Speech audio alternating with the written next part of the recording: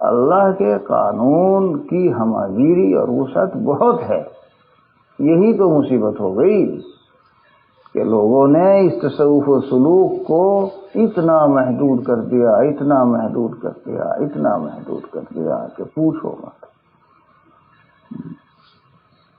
کیسے ہو اصلاح؟ اذکار اشغال کا بڑا اہتمام، نماز کا ویسا اہتمام.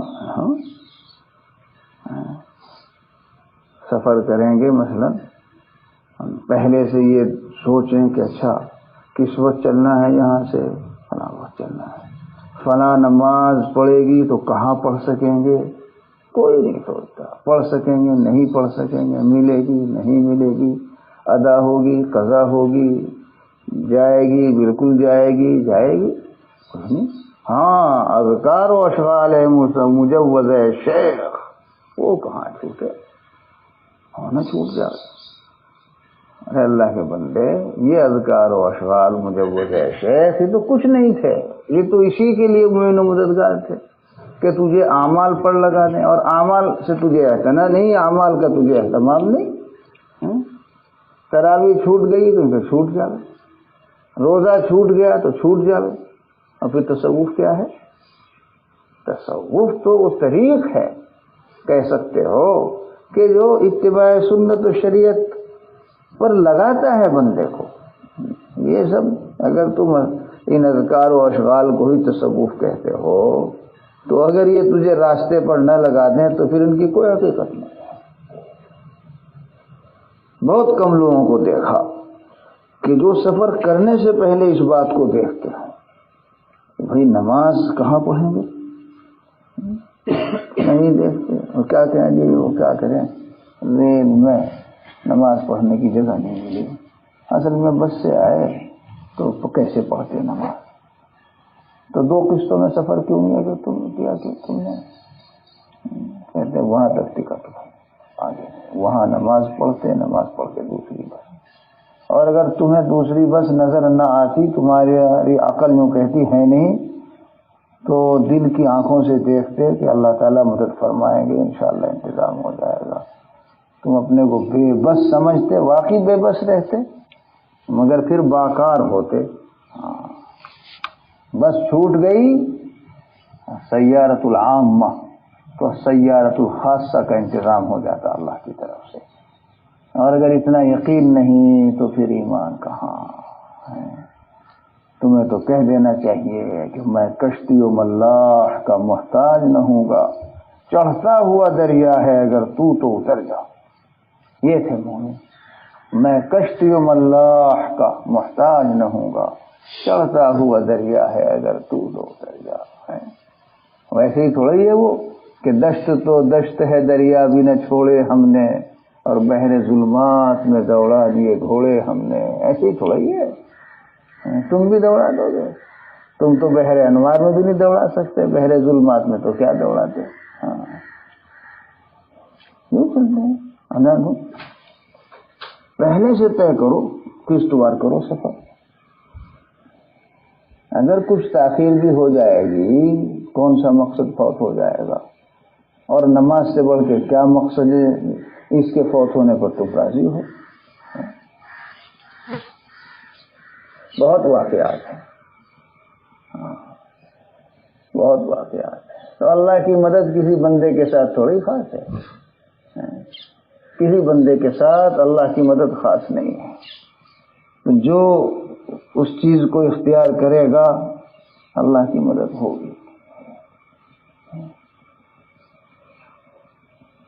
مجھے بڑی حیرت ہوتی ہے، طالب ہے، سالک ہے، اور پھر اس کے دماغ میں کسی موقع سے نماز نکل جائے. یہ کیسی بات ہے؟ کہے گا طالب اور سالک بھائی. میرے ساتھ تو بہت واقعات پیش آئے. آپ بیتی عجیب ہے، جگ بیتی بھی ہے لوگوں کی. علی گڑھ جانا تھا تو یہاں سے چلا، بس میں بیٹھا، میرٹھ ایسے وقت پہنچی کہ اندیشہ تھا کہ عصر کی نماز جاتی رہے گی اگر میں نے سنگم پکڑنے کی کوشش کی. میں فوراً مسجد گیا, 15-20 منٹ ہوں گے غروب میں, عصر کی نماز پڑھی. اس کے بعد پھر ارادہ بدل دیا کہ بس اب نہیں جاتا, مغرب کی بھی نماز پڑھوں گا. گاڑی چھوٹ گئی تو کوئی بات نہیں, چھوٹ گئی کیا ہوا, صبح کو چلا جاؤں گا. اور کوئی ایسا فرض تھوڑا ہی تھا, حالانکہ اطلاع تو کر چکا تھا, حضرت تشریف فرما تھے, دوبارہ پلٹ کے اطلاع کر دی. وہ ہمارے کرم فرما ہے, وہاں اتفاق سے وہ مل گئے مغرب کی نماز میں. بس وہ لپٹ گئے, چپٹ گئے, گھیر لیا حاجی جماعت. کہا حضرت نہیں بس اب تو مکان چلیں, اور ایسا ہے اور ویسا ہے, اور یوں بہت خوش ہو گئے اور کہنے لگے کہ حضرت انشاءاللہ صبح اپنی سواری سے چلیں گے, میں بھی چلوں گا. اور صبح آرام کیا, دم لیا, کھانا کھایا, رکے رہے, ان کا بھی جی خوش ہو گیا. اور صبح کو اپنی سواری سے گئے, جا کے ناشتہ کیا 8 بجے, 8:30 بجے. نماز کیسے قضا کرتے تھے؟ نماز قضا کرنے کی کہیں گنجائش اجازت ہے سفر کی ایسے نماز قضا؟ جماعت تو ٹھیک ہے مسجد کی, نماز کیسے قضا؟ کسی حال میں نماز میں قضا کرنی چاہیے. علی گڑھ سے آتے وقت بھی دیکھا کہ اچھا اتنا وقت ہو گیا, تو مظفر نگر تک پہنچتے پہنچتے تو بھائی عصر جاتی رہے گی یا ظہر جاتی رہے گی. شام کا وقت تھا, بلکہ کئی نمازوں کا مسئلہ تھا. تو سرکاری بسیں ہوتی ہیں روڈ ویز, بھائی جانا تو ہمیں مظفر نگر ہے, لیکن ٹھہر جاؤ گے. اگر جہاں ہم کہیں تم وہاں روک کے ہمیں نمازیں پڑھوا دو. یہ مجھے صحیح یاد نہیں آ رہا, اتنا تو یاد ہے کہ مغرب کی نماز بھی پڑھ رہی تھی, شام کا وقت تھا. عصر کا مجھے یاد نہیں ہے, بہرحال اتنا تو خوب یاد ہے کہ مغرب کی نماز ہی پڑھ رہی تھی. عشاء تو قضا کیا ہوتی, تو ان کو تو لالچ ہوتا ہے, آج ہی بالکل پڑھوا دیں گے. تو بلند شہر کا جہاں گھوم ہے وہاں روک کے, تو مجھے یاد نہیں میرے ساتھ کون تھے, قاری زاہد ہوں گے شاید یا اور کوئی تھا, تو ساتھ میں میرے 1-2 تھے. وہاں روک کے انہوں نے نماز پڑھوائی. اور میں کہہ دیا تھا نہیں تو بھائی تم ہمارا فلاں جگہ تک کا ٹکٹ بنا دو, وعدہ کر لیا, پڑھوائی نماز. بس کے سفر میں جب ذرا لمبا سفر ہو یہ بات پیش آتی ہے. ایک مرتبہ مجھے اندیشہ ہوا کہ میری عصر فوت ہو جائے گی, غالباً سردی کا موسم رہا ہو, دلی سے کہاں سے آ رہا تھا, تو یہی روڈ ویز میں تھا, ٹکٹ مظفر نگر کا لیا ہوا تھا. میں نے ان سے کہا کنڈکٹر سے, بھائی مجھے اترنا ہے یہاں, میرے بس ٹکٹ باقی نہیں, پیسے تو واپس. میں نے کہا نہیں ملیں گے تو کوئی بات نہیں, مجھے اتار دو. پیسوں کی کیا حقیقت ہے, 10, 20, 50, 100 روپے کی. گئے تو گئے, کیا ہوا, نماز نہ جانی چاہیے, اتر گیا. اور جب بھی ایسا کیا ہے دوسرا قسط سفر کی اس سے بہتر طریقے سے طے ہوئی. اب تک کا تو یہی تجربہ ہے, اب تک کا تو یہی مشاہدہ ہے. لوگ کہتے ہیں کہ روکتے نہیں, تمہارے دل میں وہ جذبہ, وہ داعیہ, وہ قوی ارادہ ہے ہی نہیں کہ جو اس کے ارادے کو بھی روک دے, جو اس کے ارادے کو بھی بدل دے, نہیں ہے. بعض تو ہوتے ہیں, یہ صحبان کو جزیہ یاد آ رہا ہوگا پچھلے سال کا, اس ظالم نے تو ہمیں اس سے پہلے سفر میں بھی نہیں پڑھنے دی تھی, یاد یہی تھا. مفتی سلمان صاحب وغیرہ اور کون ساتھ تھے, تو بہت معاملہ ہوا تھا اس کے ساتھ. تو کچھ تو استثناءات ہوتے ہیں, شذوذ. وہاں ہم سے بھی کچھ بے اصولی ہو گئی تھی کہ صحبان نے بھرے جہاز میں اذان ہی شروع کر دی, اور مجھے بھی ہوا کہ نہیں, اذان زور سے نہیں پڑھوانی چاہیے تھی. وہ تو اب دین کی اہمیت تو ہے نہیں, اور انہیں محسوس ہوا کہ یہ تو ہماری توہین کر دی, ہماری بات بالکل نہیں مانتے, چپ کے پڑھتے تو نہ ہوتا. وہ تو گزر گیا شذوذ, اس سے بھی تجربات ہوئے بہت آگے کے لیے. ادھر سے جا رہے تھے اب دیکھا کہ مغرب کی نماز قضا ہوگی. یہ بھی علی گڑھ کا قصہ. روڈ ویز بس تھی, میرے چھوٹے بھائی تھے میرے ساتھ اسجد مراد آباد والے, تو حضرت تشریف فرما تھے, یہیں سے ہم چلے تھے.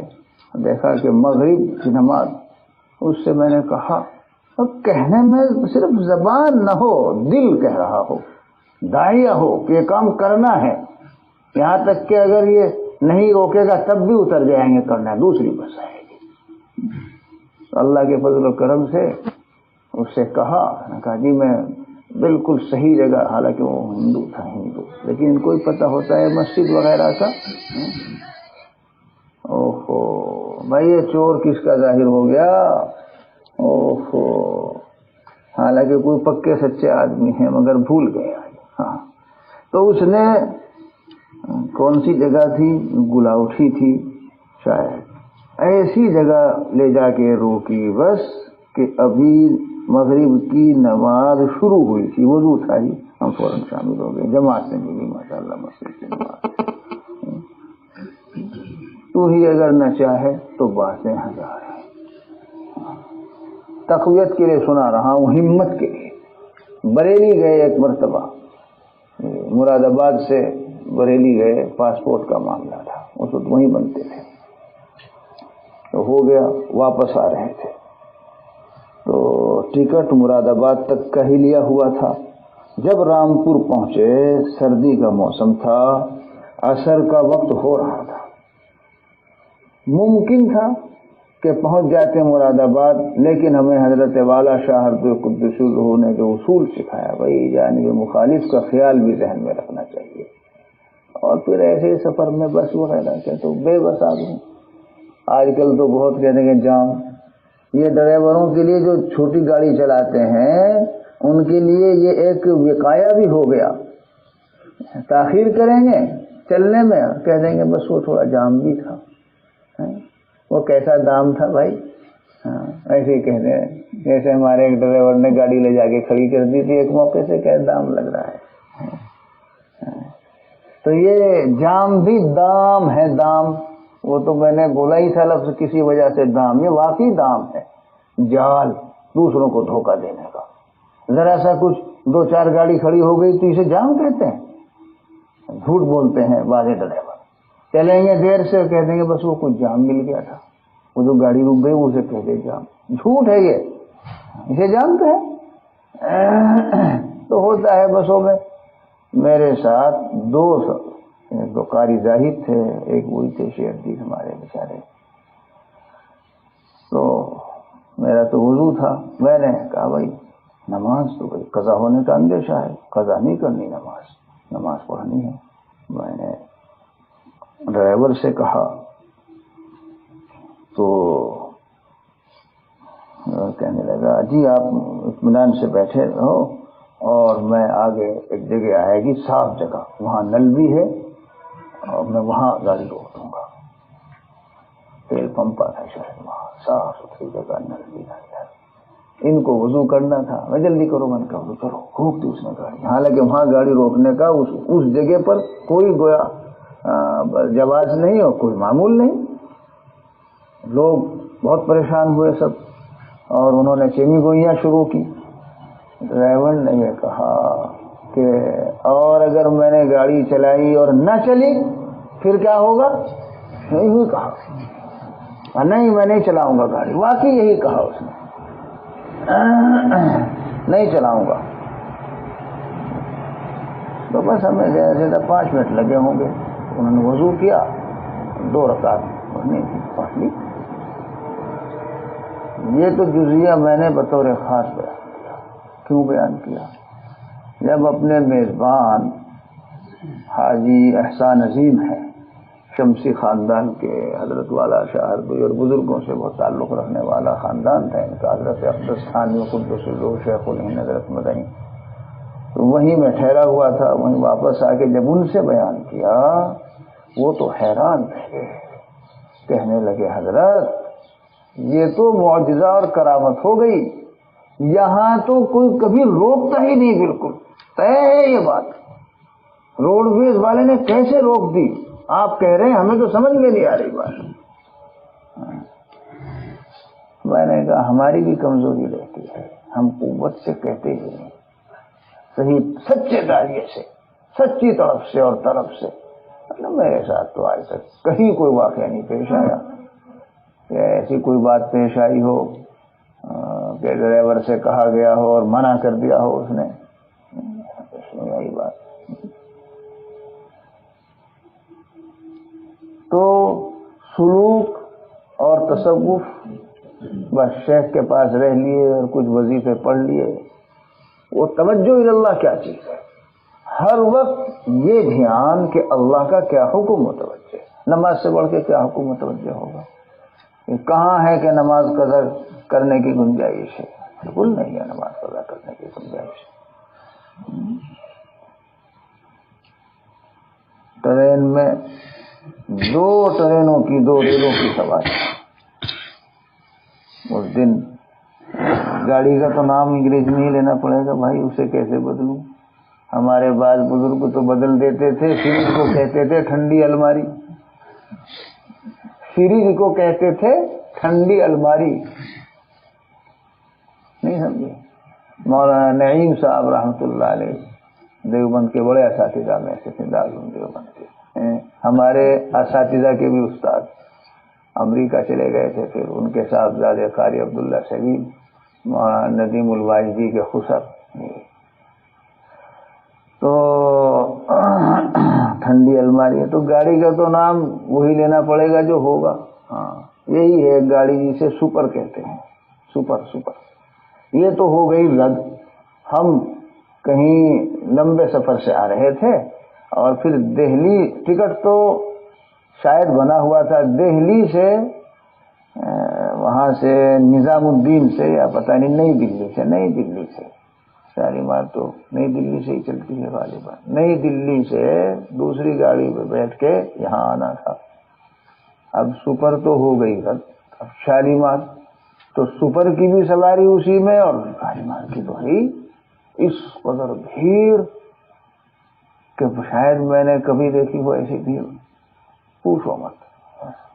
ہمیں کس طرح سوار ہم سے ہوا گیا ہم بتانے کی بات نہیں ہے، ہو گئے۔